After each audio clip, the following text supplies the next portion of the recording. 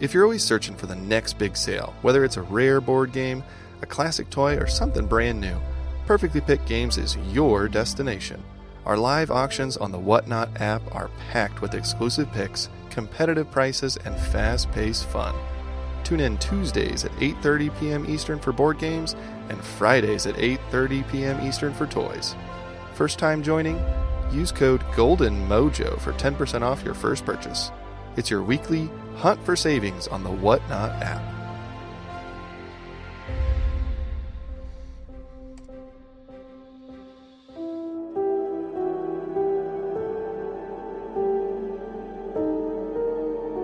Hello, all you spooky chasers. Hop on in the car with Golden Jay and take a ride down Route 66 as you explore all the haunted and abandoned places left down a road long ghosted. And you never know what hitchhiker might get picked up along the way. So buckle up as we take a haunted trip down 66.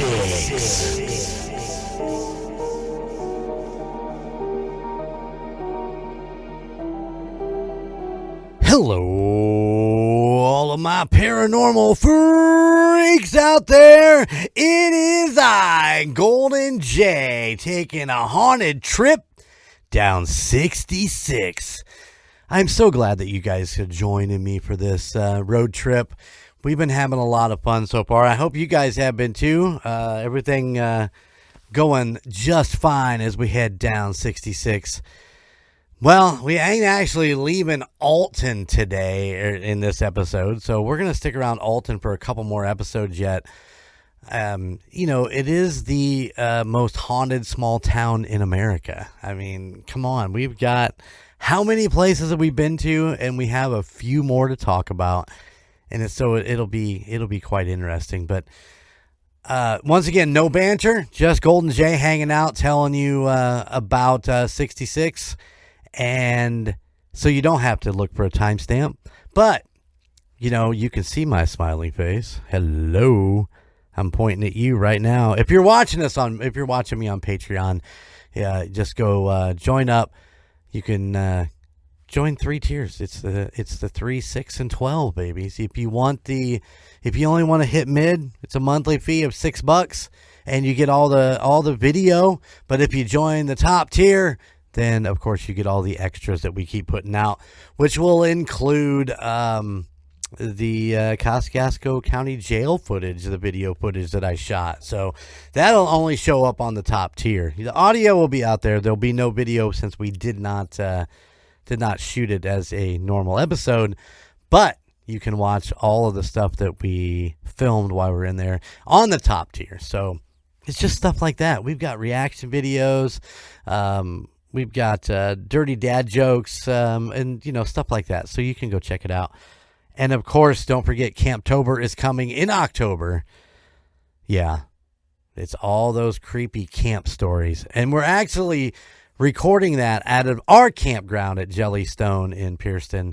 We'll be recording those with all the background noises, the golf carts, the people hooping and hollering, probably my fucking neighbors screaming at each other. It'll be great. You'll love every minute of it. But we're going to do that here soon for Camptober in October. Can't go wrong. All right, let's get into this. We are still in Alton, Illinois, but today we're going to the Jacoby Arts Center. Are you ready for that? It is reportedly haunted, with rumors stemming from the building's history as a former funeral parlor. I can't say that. And mortuary. Visitors and staff have reported various paranormal experiences and is considered one of the many reported haunted locations in Alton. All right, so this, I'm going to read you this, and I thought it was really interesting. This comes from the jacobyartscenter.org/history.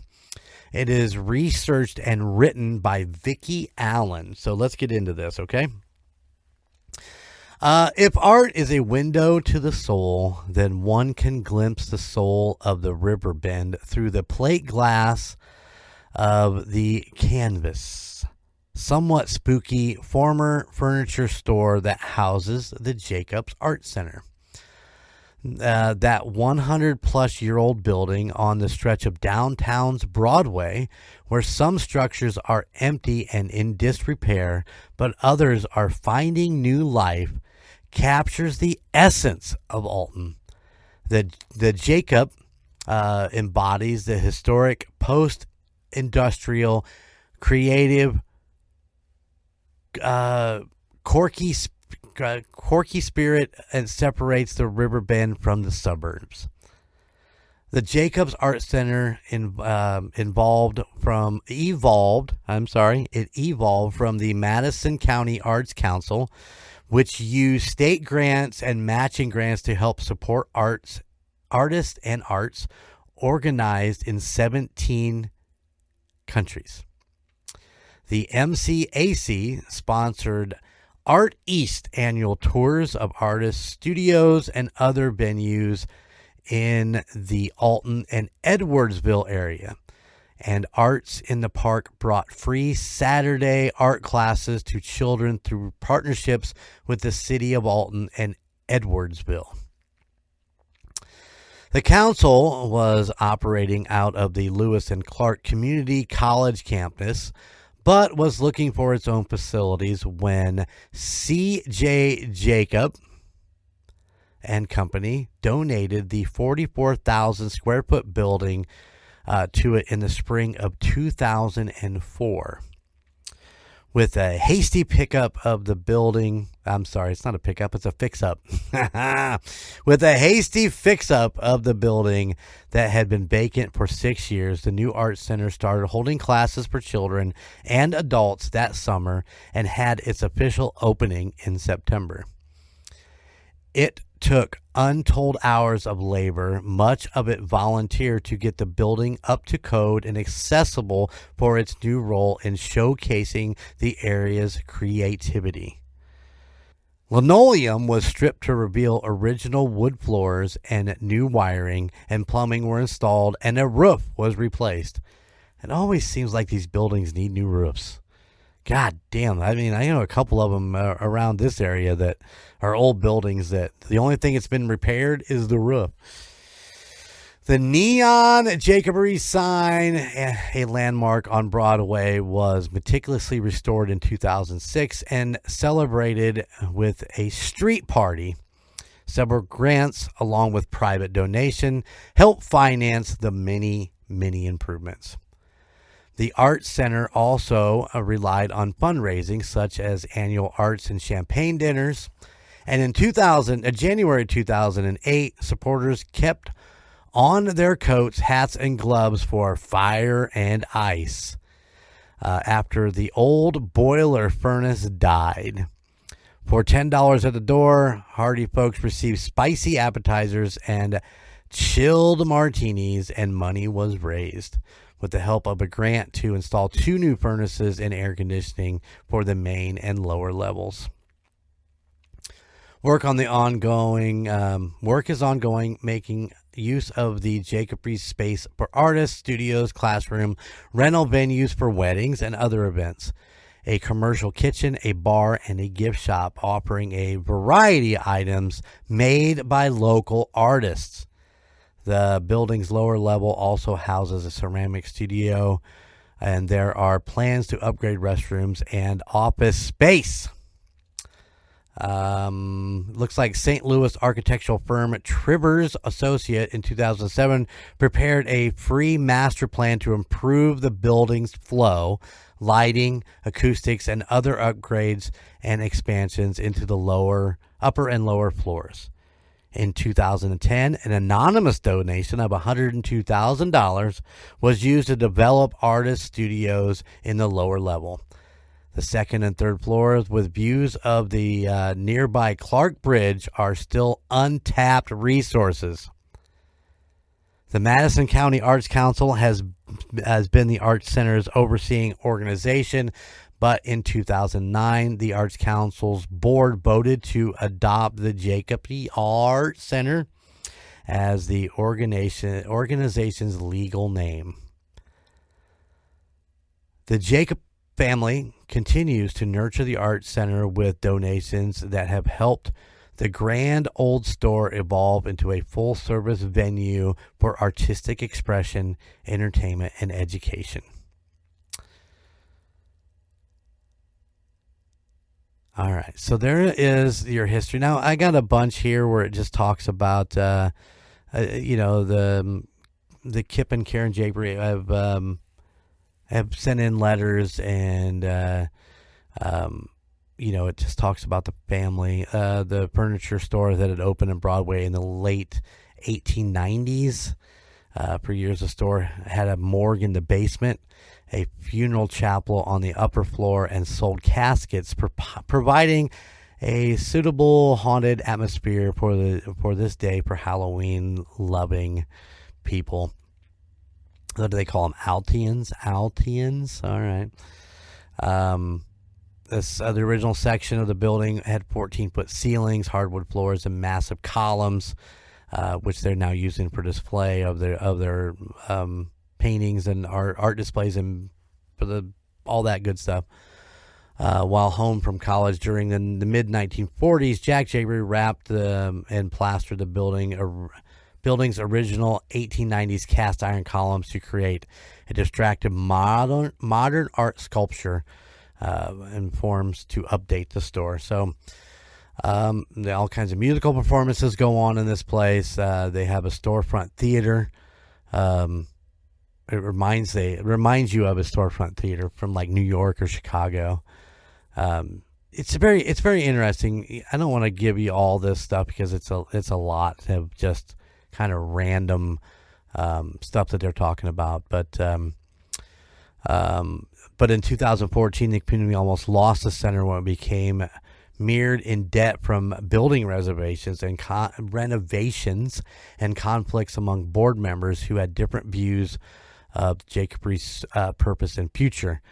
The board resigned except for one member who maintains the center's status as a nonprofit organization. And of course, once again, dozens of supporters then kicked in contributions to pay off the debt, and a new board was formed, and more attention was paid to trim costs and expand programs that generate money, such as music and theater performances. Of course, the Jacoby is back on solid financial footing, but overhead on the building is high, costing more than $5,000 a month to keep the doors open. The board of directors is always striving for more support from members. So there you go. All right. So let's talk about the second floor, which was once held the funeral chapel and viewing area, is said to be teeming with psychic energy. Yeah. What do you think about that? There are reports of a bell on a long defunct intercom system that keeps ringing. The basement, formerly a morgue, is described as ominous. Ominous. Visitors and staff have reported seeing orbs and figures. And other phenomenons, the building is a stop on the Alton Haunted Tours, which explore the building's history and reported paranormal activity. So it wasn't that we got into a lot of it was a funeral home and morgue, so you know how that shit goes. Once you have that, death and paranormal go hand in hand at that point. So, a morgue in the basement, the funeral chapel on the second floor. And, they sold caskets and shit in there. So, yeah, it just makes it just a little more creepy to think about. All right. Well, sticking around Alton, let's get out of the center, and let's go down to the Alton City Cemetery. This cemetery is believed to be haunted by a number of ghosts. All right. So to start off here, I'm going to tell you, just a brief overview of who they say is there, and then I'm going to actually get into a little more of these stories as we kind of bounce along. Just this real quick trip through the city cemetery. I don't have a ton of stuff, but there's a couple of interesting stories. So One is Lucy Haskell, a 9-year-old girl who has been seen in the vicinity of the Hardner Haskell Monument. Another is a spectral woman dressed in black that appears near the Grandview Mausoleum. And the third is a publisher and minister, Elijah Lovejoy, who was shot at a pro-slavery riot in 1837. And, of course, his ghost is spotted hanging out near his monument. And occasionally he'll manifest as cold spots. All right, let's get into this a little bit. While the actual founders and date of the establishment of Alton City Cemetery remains shrouded in mystery, it is believed to possibly be the third oldest ongoing cemetery in the state of Illinois. An old cemetery registry states that a burial took place on the property in 1812, but the official records for the cemetery begin in 1835. While the cemetery is well kept and beautifully landscaped, beyond its high limestone walls towards the shady depths of the graveyard lies a morbid and mysterious find.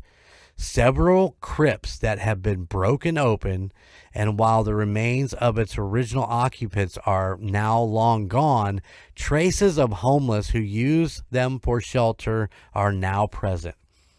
Just exactly why these crypts were open and their bodies once entombed within disappeared is unknown. Perhaps the most notable discovery within the cemetery, however, is the Elijah Lovejoy Memorial, centered on a 93-foot high granite column with 17-foot high wing statue of Victory atop of it, and guarded by two granite columns 30 feet high. Each with a mounted bronze eagle on their tops. The monument is dedicated to the memorial of the murdered Elijah Lovejoy on November 7th, 1897. Boy, I got that backwards. It was the 16th anniversary of his death when they put that up. This monument also plays a part in the reported tales of the cemetery's haunting. The Presbyterian minister and publisher of a religious newspaper, which was the St. Louis Observer, Reverend Lovejoy enraged some of Alton's citizens by supporting the anti-slavery movement and publishing articles promoting abolishment.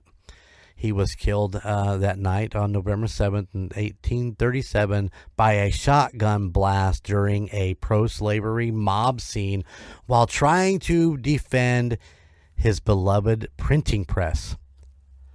It is said Lovejoy's spirit can be seen from time to time wandering the site of his memorial, perhaps even in death, trying to defend his right to freedom of speech. Another ghostly happening that is said to take place near the Lovejoy Monument is steeping in just as much tragedy. A plot nearby is belonging to the Haskell family, is believed to be haunted by the spirit of little Lucy Haskell, who died of diphtheria at the tender age of 9. Mostly seen only by children, Lucy is said to be very playful and curious. There are also claims that a ghostly woman in black can sometimes be glimpsed roaming the hallways of the Grandview Public Mausoleum, which is located within the cemetery. As it is no longer open to the public, her presence there is shrouded in mystery. And more mysterious still are the claims of sudden cold spots that form within the cemetery, even in the heat of summer, only to dissipate moments later. Tombstones would appear to move on their own, An eerie chill would often fill the air, and a faint sound of whispers can be heard. But it was the sighting of a spectral figure believed to be the spirit of those buried there that truly unsettles those who dare to stay late. Over the years, the sightings of apparition have become more frequent. They are often seen near their respective tombstones, their spectral figures appearing to be in a state of unrest. Visitors report feeling a sudden drop in temperatures when they appeared, and then even claim to have heard the faint sound of sobbing. Listen, man, cemeteries are never a happy place for anybody. Even if you're not burying a family member or a friend, going back to visit them is always tough. It always is hard to be there, and I can understand. Lots of sad days in cemeteries. So those are the rocker chicks. Bread and butter. She loves those cemeteries. I don't have to go to too many of them with her, but just watch out. You just never know. Gotta hit up that St. Louis one, though, in New Orleans. That was pretty fucking cool. A lot of really cool things there. If you guys get a chance, go take the tour. It was fun, but it was hot as fuck. I'm going to tell you that right now. All right, guys, we're going to get out of here. Don't forget to go check out our Patreon and our website, theunitedstatesparanormal.com, where you can find all your merchandise needs for this amazing fucking podcast. And you can also, if you're just wanting to support, just throw a few dollars our way. You can go to our Ko-fi at kofi.com/goldenmojoent. And you can sign up, or you can do a one-time donation. If you sign up, you get all the videos for the Golden 80s, Nostalgia Tug, Murd Nerds, and whatever else I throw on there. So, go check that out also. You can just do a one-time donation, 5, 10, 100, whatever you guys feel like. Every little bit helps, and it's going to keep the wheels on this bus going round and round. As we take our trip down 66. Are we in a bus? When did we get a bus? Fuck. Anyway, thank you guys, and don't forget to keep an eye out for us on TikTok, as we're attempting to try to put more things out there for you guys to see and enjoy. All right, guys, I'm out. Keep it spooky, and I'll see you on the other side. Thank you for listening to the United States of Paranormal podcast. Check us out at theunitedstatesofparanormal.com, where you can find our Spotlight of the Month, Fan of the Month, and all of our amazing merchandise. Or you can find us on social media at Facebook at the United States of Paranormal, Instagram at the United States of Paranormal, and YouTube at the United States of Paranormal 1795. And don't forget, we are now on Patreon. Just go to patreon.com/2sop. Please check out the other podcasts in the Golden Mojo Entertainment Network of podcasts. Golden 80s, Indiana Chiefs Fans, Gridiron Kings, Murd Nerds, The Nostalgia Tug, Real Terror, and the Puck Yeah podcast. But you can still find Golden Image Podcast, A Quart of Books and Booze, and The Call Guys, wherever you stream your favorite podcasts. And if you have a location or a story that you would like for us to check into, please email us at theunitedstatesofparanormal@gmail.com. Please like, rate, and subscribe wherever you listen. Thank you for all of your support. Bye.